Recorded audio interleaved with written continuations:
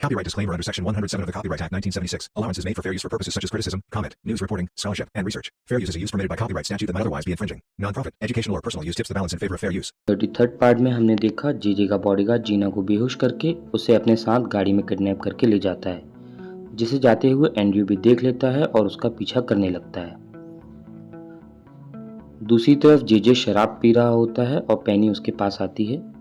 उसी समय बॉडीगार्ड का कॉल जेजे के पास आता है और जेजे जीना को जान से मारने के लिए उसे कहता है, जिसे पेनी पीछे से खड़े होकर सुन लेती है और मोजो को बता देती है। मोजो तुरंत ये खबर ली को देता है। वहीं एंड्रयू भी बॉडीगार्ड का पीछा करते रहता है और जिसे बॉडीगार्ड देख लेता है वो अपनी कार को तेजी से ले जाकर आगे निकल जाता है और एंड्रयू पीछे रह जाता है। बॉडीगार्ड अपनी कार को एक ब्रिज के पास ले जाकर रुकता है। तभी एंड्रयू भी उस ब्रिज के पास पहुंचता है और वो देखता है बॉडीगार्ड ने जीना को ब्रिज से नीचे फेंक दिया है और एंड्रयू भी जीना को बचाने के लिए पानी में कूद जाता है और उसे बचा लेता है। जीना को एंड्रयू को निकालने की वजह से जीना मरने से बच जाती है। उसके बाद मोजो और ली भी वहां पहुंच जाते हैं और एंड्रयू और जीना दोनों को अपने साथ ले जाते हैं। जीना जब थोड़ी कंफर्टेबल होती है तो ली कहता है, जीना तुम चाइना चली जाओ, तुम वहां बिल्कुल सेफ रहोगी। पहले तो जीना मना करती है बट सभी के कहने पर वो मान जाती है। फिर सभी लोग एक जगह बैठकर बातें कर रहे होते हैं। अगर थोड़ी भी देर होती तो जीना का बचना मुश्किल हो जाता।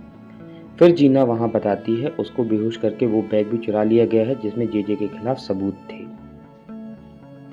नेक्स्ट सीन में हम देखते हैं जेजे का बॉडीगार्ड उसे वो बैग और सबूत ला कर देता है जिसमें वो डॉक्यूमेंट्स होते हैं जिससे जेजे के खिलाफ यूज किया जा सकता था। फिर एंड्रयू जीना के रूम में आता है, उसे अच्छे से पैम्पर करके जा रहा होता है कि तभी जीना जाग जाती है और एंड्रयू को थैंक्स कहती है उसकी जान बचाने के लिए। उसके बाद हम देखते हैं जेजे की पूरी फैमिली बैठकर खाना खा रही होती है। तभी हम देखते हैं जिरान वहां आता है और बताता है उसे अपने सोर्सेस से पता चला है कि जीना की लॉ फर्म में उसकी मिसिंग कंप्लेन की हुई है। वो कुछ दिनों से लापता है। ये सुनकर नील थोड़ी परेशानी से बात करता है इस बारे में, मगर जेजे तो बिल्कुल नॉर्मल तरीके से अपना खाना खा रहा होता है जैसे कुछ हुआ ही ना हो। फिर सीन कट होकर हॉस्पिटल में आता है जहाँ चेयरमैन खाना खा रहा होता है। वहाँ उसका असिस्टेंट और एंड्रयू भी होते हैं। तभी डॉक्टर आकर बताता है ये वो दवाइयाँ नहीं हैं जो उसने ब्लड प्रेशर के लिए दी हुई थी, बल्कि ये तो नॉर्मल सप्लीमेंट्स हैं। ये सुनकर चेयरमैन तुरंत अपने किसी फैमिली मेंबर पर ही शक कर लेता है। उसे लगता है ये सारी चीज़ें उसका कोई फैमिली मेंबर ही कर सकता है। दूसरी तरफ सिंडी और चेयरमैन की वाइफ उसकी डेट के बारे में बात कर रहे होते हैं कि तभी नाथन आकर बताता है कि डैड यहाँ आ रहे हैं। तो चेयरमैन की वाइफ पूछती है क्या वो हॉस्पिटल से डिस्चार्ज हो गए हैं। तो सिंडी हैरानी से पूछती है क्या डैड बीमार हैं। तभी हमें चेयरमैन को आते हुए दिखाया जाता है। उसके आने के बाद चेयरमैन की वाइफ पूछती है डॉक्टर ने क्या कहा। तो चेयरमैन का असिस्टेंट बताता है डॉक्टर ने कुछ टेस्ट किए हैं और मेडिसिन को चेंज करने के लिए कहा है। ये बात सुनकर चेयरमैन की वाइफ थोड़ी हैरान हो जाती है। फिर चेयरमैन सिंडी के साथ बैठकर बातें कर रहा होता है और सिंडी से उसका साथ देकर कंपनी को आगे बढ़ाने के लिए हेल्प मांगता है और बताता है उसे सिर्फ उसी पर भरोसा है। उसके जाने के बाद चेयरमैन और उसका असिस्टेंट स्पाई कैमरा लगा रहे होते हैं, ये देखने के लिए कि दवाइयाँ उनके घर पर कौन बदल रहा है। फिर हम देखते हैं ली वॉशरूम में एक लड़के को बात करते हुए सुनता है। वो लड़का अपनी गर्लफ्रेंड से कह रहा होता है आज वो डोडो ग्रुप के चेयरमैन की लड़की के साथ एक ब्लाइंड डेट पर जा रहा है। फिर सिंडी और वो लड़का मिलते हैं और उसी जगह पर ली भी आ जाता है क्योंकि उसने उस लड़के की सारी बातें सुन ली थी। सिंडी उस लड़के के साथ जाते जाते ये सोचती है कि वो ली को जेलस फील करवा रही है। दूसरी तरफ मोजो ली को बताता है ये दूसरी शिपिंग कंपनी का चेयरमैन है जिनके साथ हम इन्वेस्टमेंट करने वाले हैं। तो ये सुनकर ली मोजो से कहता है मुझे ये लड़का ठीक नहीं लग रहा है और वो भी फिर सिंडी और उस लड़के की तरफ चल देते हैं। वहाँ वो लड़का और सिंडी बातें कर रहे होते हैं। तभी उस लड़के को कॉल आता है और वो लड़का बिजनेस कॉल बोलकर उस कॉल को अटेंड करता है और स्पेनिश में सिंडी को फंसाने का प्लान बता रहा होता है, जिससे सिंडी समझ जाती है और फिर ली भी आकर सारा इंसिडेंट समझ जाता है और वो उस कंपनी के साथ पार्टनरशिप ख़त्म कर देता है और बाहर आकर सिंडी को उसका बिजनेस पार्टनर बनाने का ऑफर देता है, जिसे सिंडी भी खुशी खुशी मान लेती है। बेचारी वो तो थी ही ली के प्यार में पागल। दूसरी तरफ हम देखते हैं एंड्रू जेजे से कह रहा होता है जीना गायब है, तो जेजे उसे झूठ कहते हुए बताता है कि उसने जीना के साथ कुछ नहीं किया और वो जैसे ही मेयर बनेगा इस प्रॉब्लम के लिए एंड्रू की हेल्प सबसे पहले करेगा। इसके बाद हम देखते हैं चेयरमैन और उसके असिस्टेंट को स्पाई कैम के ज़रिए कंफर्म हो जाता है कि चेयरमैन की वाइफ ही उसकी दवाइयों को बदलती है, बट वो उस समय उसे कुछ भी नहीं कहते हैं।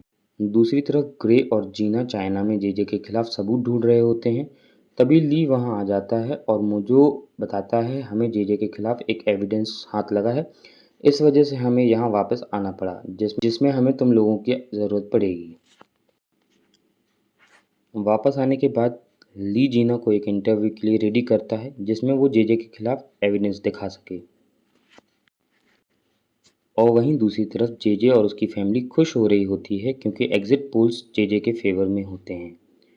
जेजे इलेक्शन जीत भी जाता है और जेजे और उसकी फैमिली पेनी के साथ मिलकर उसकी जीत को सेलिब्रेट कर रहे होते हैं। और फिर जेजे आराम करने चला जाता है। उसी के पीछे पेनी भी चली जाती है किसी बहाने से और वो जेजे के पास जाकर उसको गले लगाने लगती है जिसे नील भी देख लेता है और बाहर आकर जिरान से ये बातें शेयर करते हुए काफ़ी गुस्सा होता है। दूसरे दिन जेजे अपने मेयर के काम के लिए पेनी के साथ जाता है और नील बैठा होता है, तो जेरान आकर नील को कहता है टीवी देखिए सर। तो टीवी ऑन करने पर नील देखता है कि ली इंटरव्यू दे रहा होता है और वो भी जेजे के खिलाफ। और ली उस इंटरव्यू में फाइनली एविडेंस रिवील करता है और वो एविडेंस होता है एक ऑडियो क्लिप। और उस ऑडियो में आवाज़ होती है जेजे के ऑपोजिशन वाले कैंडिडेट की, जो ये बयान दे रहा होता है जेजे ने उससे 2 पॉइंट लिए हैं अपने कैंपेन को बंद करने के लिए और हार जाने के लिए। ये सुनकर नील को तो बहुत गुस्सा आता है और वो आग बबूला हो जाता है। दूसरी तरफ जेजे इन सब बातों से बेफिक्र होकर कॉन्फ्रेंस करते से उतरता है और सामने से ली आते हुए उसे बुके देते हुए कॉन्ग्रेचुलेट करता है और कहता है अब बहुत ही जल्द जेल में मिलेंगे। तो जेजे पूछता है ये तुम क्या कह रहे हो। तभी पुलिस के कुछ लोग आकर जेजे को अरेस्ट कर लेते हैं, ये कहते हुए आपने इलेक्शंस के नियमों को तोड़ा है और सही तरीके से पालन नहीं किया है। जेजे का चेहरा देखने लायक था दोस्तों, उसके पैरों से तो मानो जमीन ही खिसक गई हो। जेजे ली की तरफ देखता है और ली जेजे से कहता है ये तो अभी टीजर है मेरे दोस्त, पिक्चर अभी बाकी है। और इसी के साथ एपिसोड 34 ख़त्म होता है। दोस्तों बहुत ही जल्द मैं आपके लिए नेक्स्ट पार्ट भी लेकर आऊँगा, तो प्लीज़ चैनल को सब्सक्राइब, वीडियो को लाइक और शेयर करना मत भूलिएगा।